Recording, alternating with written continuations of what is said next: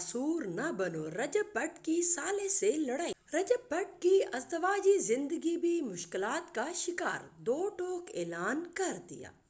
मेरा और मेरी बेगम का मसला है, हम सॉर्ट कर लेंगे जब तक वो मेरी बेगम है। अल्लाह करे कि लैंड रहे, लेकिन आपके लक्षण नहीं रखने वाले, बात याद रखिएगा, ठीक है। आइंदा उसको आपने टिकटॉक पे ऊपर नहीं लेके आना। भरा बन, सपना बन।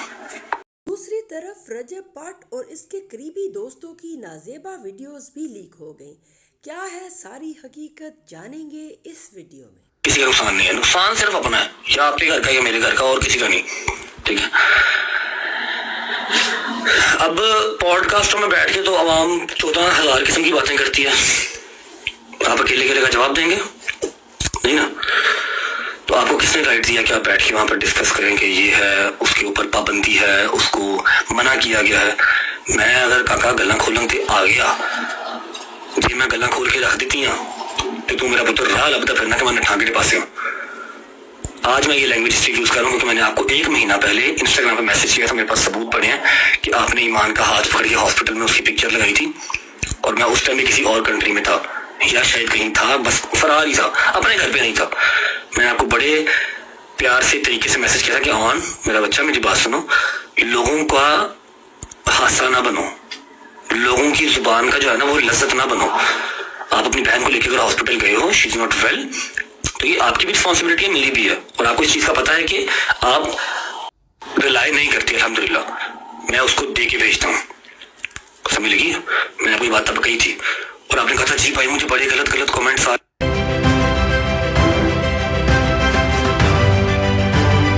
ये मेरा और मेरी बीवी का मसला है, जब तक वो मेरी बीवी है आपने इसको टिकटॉक पर नहीं लेकर आना, लेकिन आपकी हरकतें ऐसी नहीं कि वो मेरी बीवी रहे। जज समझ लगी, be in your limits. Last मेरी वार्निंग है कि मेरा और मेरी बेगम का मसला है, हम सॉर्ट कर लेंगे जब तक वो मेरी बेगम है। अल्लाह करे कि लैंड रहे, लेकिन आपके लक्षण नहीं रखने वाले, बात याद रखिएगा, ठीक है। आइंदा उसको आपने टिकटॉक पे ऊपर नहीं लेके आना, उसकी डिस्कशन आपने यहाँ नहीं करनी। पॉडकास्ट यहाँ पर हजारों होते हैं, आप हजारों का रिप्लाई नहीं कर सकते, और आप चिक्कड़ चौधरी या चिक्कड़ जो है ना वो सेलिब्रिटी ना बने। पढ़ने लिखने वाले बच्चे हैं, पढ़ाई लिखाई करें। आप कहाँ टिकटॉक पे आ गए हैं? वो तो हम जैसे गंदे लोग करते हैं, अनपढ़ बैक बेंचर्स, हमें करने दें। मुझे एक फैन पेज ने वीडियो भेजी है, सारा कुछ पटरम पटरम की एक चीज भेजी है। जो आप फैन पेज से बात करते हैं, मेरे ही फैन पेज मेरे ही अगेंस्ट करन टुरे हो ना जरा, वो ताटे वास्ती गल नहीं, जिनसे मेरे रब लिखा उन्हीं से इज्जत रहनी।